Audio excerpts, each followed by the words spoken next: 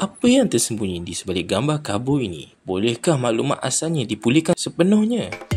Proses blur atau kabur adalah transformasi matematik yang diterapkan pada piksel dalam gambar. Teknik seperti partial blur atau box blur mengubah nilai piksel berdasarkan algoritma tertentu.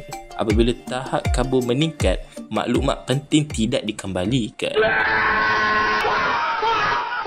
Walaupun teori seperti konvolusi boleh kembalikan kabur dalam keadaan ideal, namun aplikasi realiti menghadapi hadnya tersendiri. Gangguan seperti noise, data yang tidak lengkap dan ketidaktetapkan algoritma sering kali menyebabkan pemulihan sempurna tidak mungkin dilakukan. Gambar yang kabur mengingatkan kita ada misteri dibatasi oleh hukum matematik dan fizik. Pemulihan sebenar masih sukar dijangkau, tetapi usaha memahami seterusnya membuka jalan ke arah yang tidak diketahui. Apa yang video ini cuba jelaskan atau sampaikan ialah konsep teknikal di sebalik imej yang blur atau kabur dan hanya teknologi untuk memulihnya. Blur image ia adalah teka-teki yang dibatasi oleh data, matematik dan fizik. Kadang-kadang jawapan sebenar adalah tidak boleh, dan itu pun adalah satu kebenaran yang penting untuk difaham.